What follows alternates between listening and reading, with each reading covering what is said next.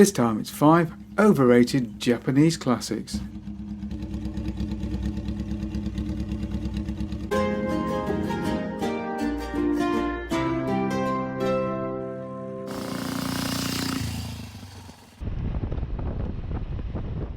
There's no doubt that the Japanese during the 1970s made some fantastic machines. And indeed, all the machines in this video are really great motorcycles. But some machines for some reason get put on a pedestal which no mere motorcycle could ever compete with. After all, no motorcycle is ever perfect. And unfortunately in today's market, inflated reputations also mean greatly inflated prices, pushing these excellent machines into the grubby hands of the collector and not onto the roads where they belong. So in this video we're talking about 5 overrated Japanese motorcycles, but we'll also suggest some alternatives which may cost you a little bit less and still deliver that classic Japanese riding experience, but maybe at least as good, if not a little bit better. Honda CB750. Introduced in 1969, there is no doubt that the CB750 was a landmark for Japanese engineering. There had of course been 4-cylinder motorcycles before, but these had either been competition machines or exotic rarities. The CB750 offered 4 cylinders at a relatively affordable price. And of course there was 5 speeds, electric start and disc brakes, all wrapped in a package which was, relatively speaking, conservatively styled, with fairly traditional look to the bike. It also used fairly traditional dry sump lubrication, although the 4 exhausts, 2 on each side, did give the bike a very distinctive look.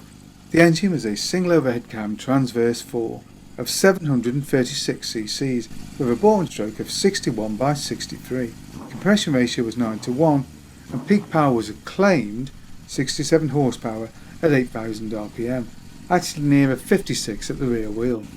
On the demerit side, by the standards of the time, the bike was a bit of a chunkster at 500 pounds or 226 kilos, and this did affect acceleration to some extent. The standard quarter hour was 13.5 seconds, which is impressive, but actually no better than some British twins of the period. But the bike was smooth and extremely reliable. But on the demerit side, the bike is not the most nimble.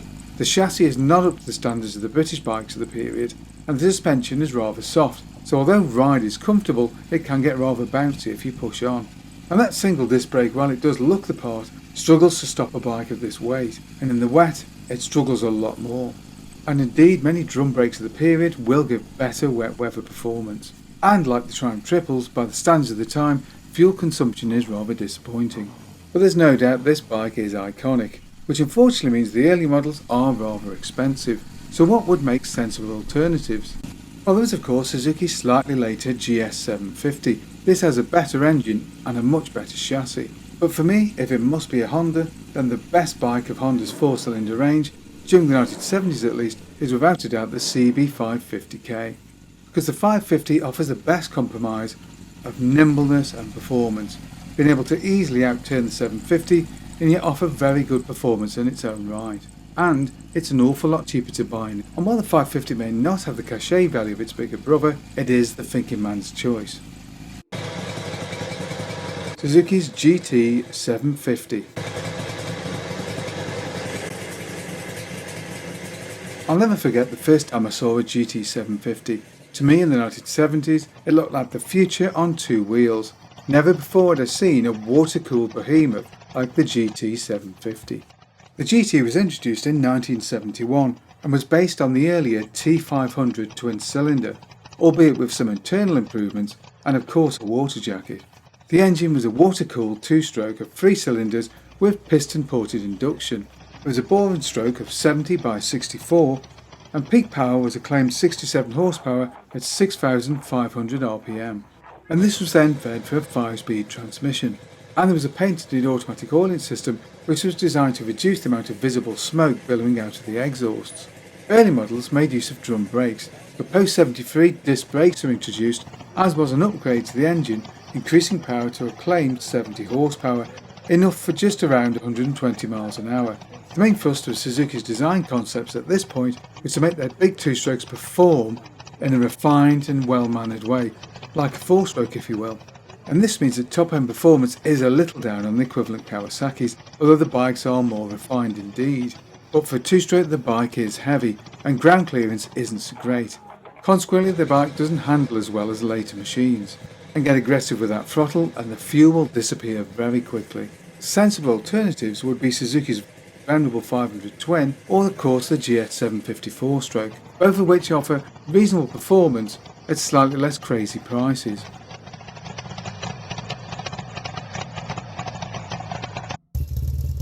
The Yamaha XS650. Yamaha's XS650 has a lineage that goes back rather further than you might think, in fact dating all the way back to 1955 and the Japanese Hosk single overhead cam 500 twin. And Hosk did in fact design an enlarged 650 version, which was shelved when the company was taken over by Showa in 1960, Showa of course now famous for suspension systems. And of course when Yamaha subsequently bought out Showa, they acquired the 650 design, which would finally be launched as the XS650 Yamaha in 1969. The engine was a unit construction parallel twin with single overhead cam of 653 cc's with a bore and stroke of 75 by 74. Compression ratio was 8.4 to 1 and claimed peak power was 53 horsepower at 7,200 rpm. The machine features a traditional 360-degree crankshaft. This does give the engine good, smooth, low-down torque characteristics, but it does mean that there's vibration at higher RPMs of course. And indeed the bike is no lightweight at 217 kilos or 478 pounds, so performance is rather blunted. And despite the horsepower claims, the engine does not outperform many British twins. In fact a Bonneville is more powerful and quicker, although perhaps not as reliable and smooth. And the machine certainly does prove, during its long production run, that not everybody was after a multi-cylinder bike back in the 70s, with the XS offering a good solid more traditional alternative. But this does mean of course that the bike has reached cult status, and cult status as we know means expensive. And of course there are alternatives. Triumph's T140 may seem less sensible, but it does offer a better chassis and parts availability is also superior. But if it's Japanese you're after, there's always the Kawasaki options, and those would be the Z or KZ750 twin, or there's the more recent Kawasaki W650 or 800 models, all of which offer that thumping 360 soundtrack. The Kawasaki Z1. With the possible exception of the CB750, the Kawasaki Z1 is the most iconic 4-cylinder Japanese motorcycle.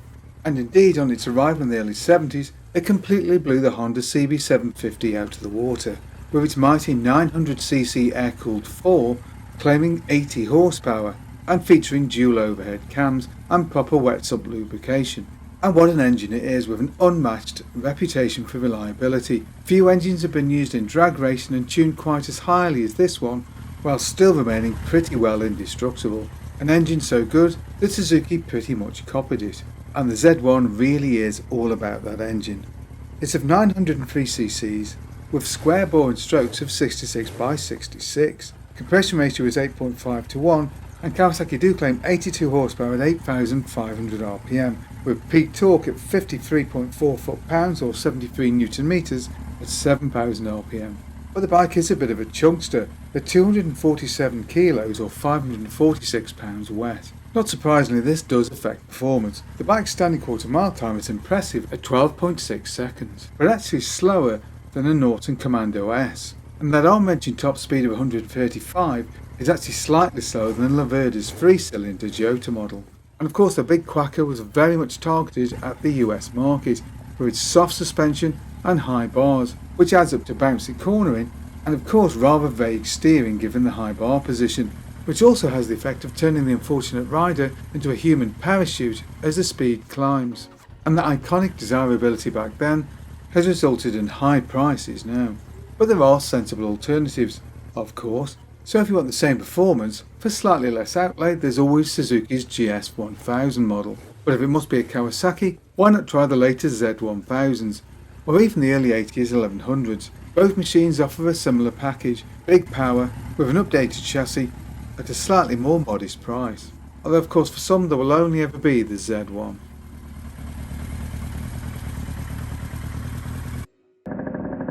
The Yamaha FS1.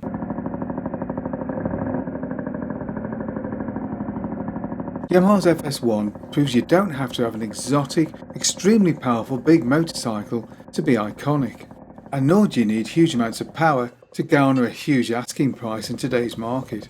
The machine was available in various forms in either 4 or 5-speed gearboxes depending on the market.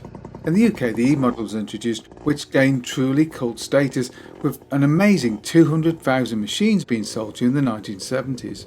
Early models would feature pedals and were unrestricted. Later models would be restricted in the UK, although the pedals could be deleted after a change in the law.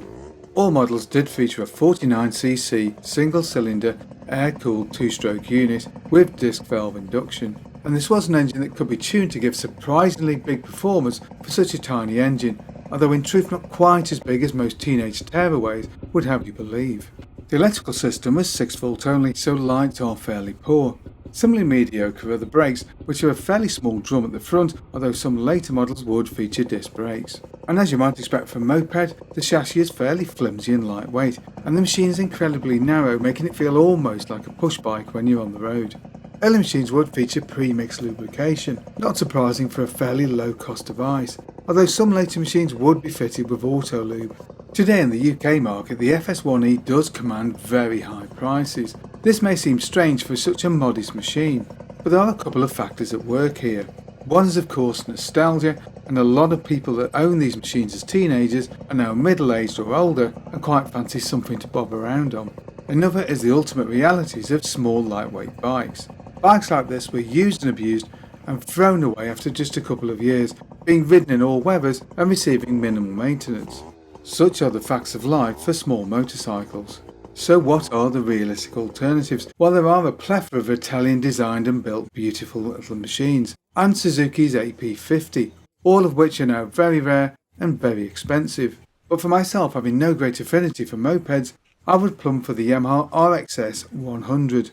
These little strokers remain relatively affordable, but at the same time offer much better performance than any moped, despite what the owners might tell you.